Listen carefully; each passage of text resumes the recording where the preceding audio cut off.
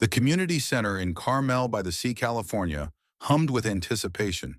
Sunlight streamed through tall windows, casting long golden rectangles across the polished hardwood floor. The air carried the faint scent of sea salt and coffee from the refreshment table in the corner. Metal folding chairs had been arranged in neat rows, now filled with locals eager to catch a glimpse of their most famous resident, Clint Eastwood. At 92, Eastwood still commanded the room with his towering presence.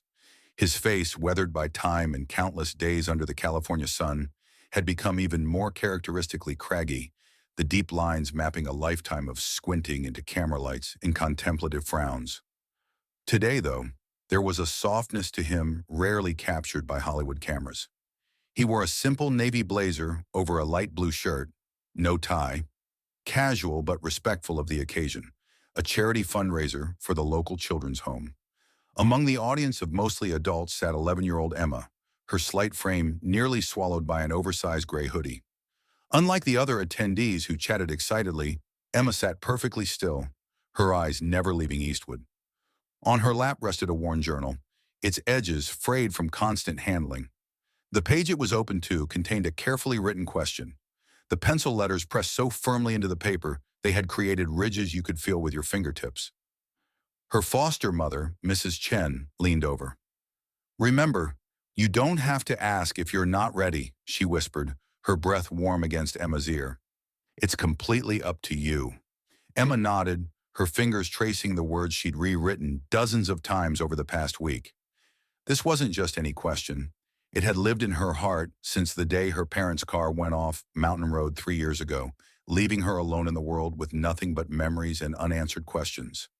If you're enjoying this story so far, please consider subscribing to our channel. We bring you touching moments like these every week, stories that remind us of our shared humanity in a divided world. Mayor Williams was now at the podium, explaining the purpose of today's event: raising funds for renovations at Ocean View Children's Home, where Emma and 16 other children currently lived. The home needed repairs, a new roof, updated heating system, and expanded bedrooms. Eastwood, a longtime supporter and former mayor himself, had agreed to make an appearance and answer questions to help boost donations. And now, Mayor Williams's voice resonated through the sound system, the man who needs no introduction, our town's most distinguished resident, Clint Eastwood. Applause erupted as Eastwood made his way to the front. He walked slowly but deliberately, his familiar gait still carrying the subtle swagger that had defined countless film characters. As the clapping subsided, he offered a slight smile, just a momentary softening around his eyes and the corner of his mouth. Before beginning to speak, his voice, that distinctive gravelly whisper that had delivered some of cinema's most memorable lines, filled the room. He spoke about community responsibility, the importance of giving children stability, and his own experiences growing up during difficult times. The audience hung on every word, nodding at his practical wisdom delivered without sentimentality. After his brief speech came the Q&A portion. A microphone was passed around, and predictable questions followed. Someone asked about his favorite film role. Another wanted to know about his time as mayor. A film student asked for advice on breaking into the industry. Eastwood answered each question thoughtfully but efficiently, occasionally inserting a dry joke that sent ripples of laughter through the crowd. As the session continued, Emma's grip on her journal tightened. Her heart pounded so loudly she was certain Mrs. Chen could hear it. The microphone was getting closer, moving just 2 rows ahead now. Mrs. Chen placed a gentle hand on Emma's shoulder. "It's okay if you've changed your mind," she whispered. But Emma shook her head. Some questions needed answers, even if they scared you. She had come too far to back down now. When the microphone finally reached their row, Mrs. Chen took it first, and then, after a reassuring nod, passed it to Emma. The weight of it surprised her, both the physical heft and the sudden responsibility of holding everyone's attention. The room grew quieter as people noticed the child with the microphone. Emma's mouth felt dry, her palms damp with sweat. She glanced down at her journal one last time, then looked directly at Clint Eastwood. "Mr. Eastwood," she began, her voice smaller than she'd hoped, but clear enough to carry, "I'm Emma. I've been at Ocean View for 3 years since my parents died in a car accident.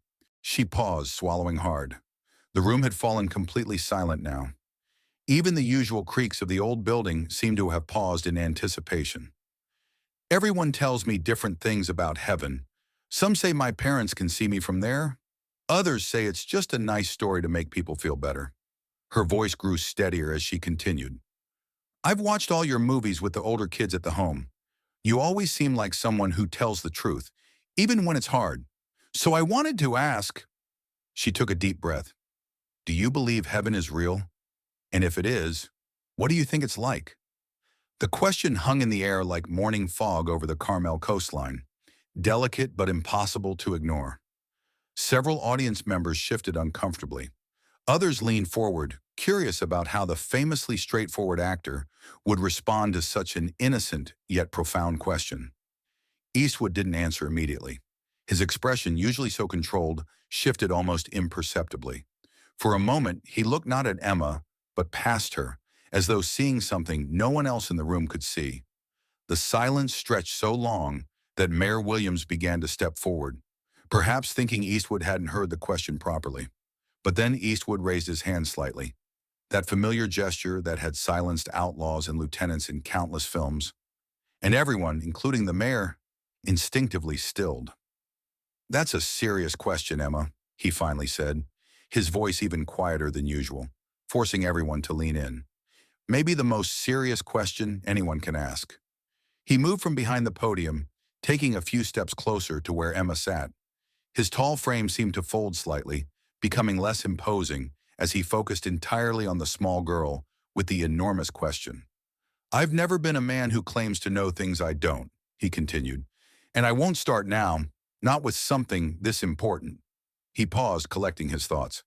But I can tell you what I believe, for whatever that's worth to you. Emma nodded, clutching her journal tighter.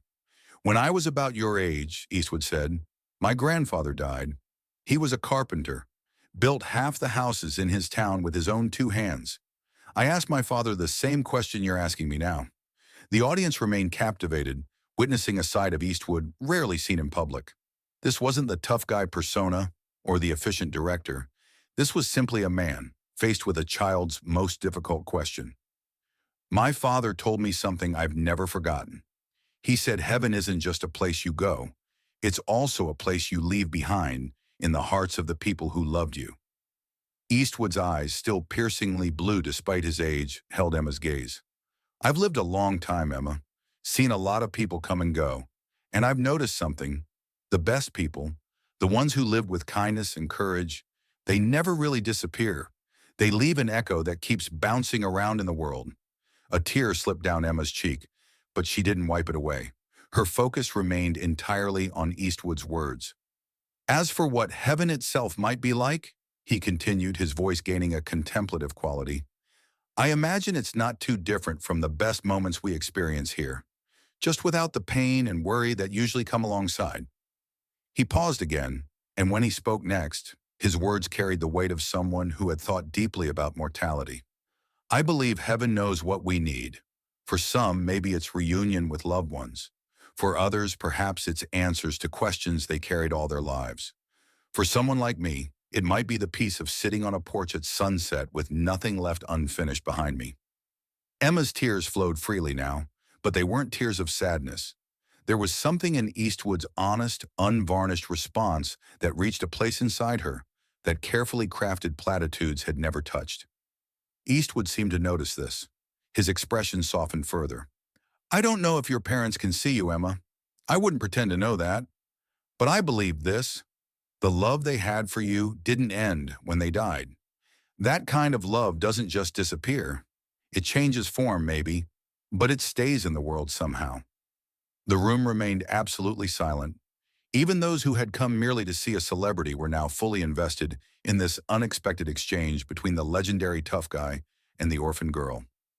I've directed a lot of films, Eastwood continued, and one thing I've learned is that the most important parts of a story aren't always said out loud. Sometimes the most powerful moment is in the space between the words. He took another step toward Emma. Maybe heaven's a bit like that. Not something we can put into perfect words, but something we feel in the spaces between what we know for sure. Emma nodded slowly, absorbing his words. Then, surprising everyone including herself, she stood up. My mom used to say that love is like the wind. You can't see it, but you can feel it all around you, she said, her voice stronger now. Maybe heaven's like that too. A smile, a real, full smile, rarely seen in public, transformed Eastwood's face. Your mother sounds like a wise woman. I think she might be right.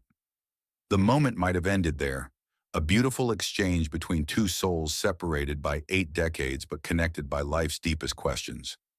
But what happened next transformed the event from merely memorable to truly extraordinary. A woman in her 60s stood up from the third row. Excuse me, she said, her voice trembling slightly. I lost my husband last year after 52 years of marriage. Every morning I still set 2 coffee cups on the table before I remember he's gone. She paused, composing herself. Hearing you two talk about heaven, it's the first time I've felt peace since he passed. Thank you. Before anyone could respond, an older man by the window spoke up. My son died in Afghanistan 15 years ago. I've been angry at God, the government, myself, everyone. But maybe, his voice broke, maybe I've been so focused on where he isn't that I've missed seeing the parts of him that stayed behind. One by one, people began to share. Brief glimpses into their grief, their questions, their hopes about what might wait beyond life's end. The community center, which had begun the day as a venue for a celebrity appearance, had transformed into something sacred, a space where the deepest human yearnings could be voiced without judgment. Through it all, Clint Eastwood remained standing near Emma, listening to each person with the same intensity he had given her. Occasionally, he would offer a brief response, never platitudes, never claiming certainty, but always acknowledging the validity of each person's experience. Emma, still standing, watched in quiet amazement as her private question created ripples through the entire room. Mrs. Chen's arm rested gently around her shoulders, a silent reminder that she wasn't alone. After nearly 30 minutes of this unexpected community sharing, Mayor Williams gently suggested they should wrap up the formal portion of the event. As people began to mingle and volunteers started collecting donation envelopes, noticeably thicker than they had been at the beginning, Eastwood made his way back to Emma. He knelt down slightly, meeting her at eye level, a gesture that seemed to require some effort from his 92-year-old knees, but one he undertook without hesitation. Thank you for your question, Emma, he said quietly, in a voice meant only for her. It takes courage to ask the things that really matter. Emma nodded, suddenly shy again in his direct presence. Thank you for answering, she whispered. I have something for you, Eastwood said, reaching into his jacket pocket. He pulled out a small, smooth stone, its surface a deep blue that caught the light. I've carried this lucky stone in my pocket for 60 years, since my first big film. I'd like you to have it. Emma's eyes widened. Really? But it's your lucky stone. Eastwood smiled that rare, genuine smile again. I'm 92 years old, Emma. I've had all the luck I need. Besides, he added with a wink, something tells me you might be able to use some good luck coming your way.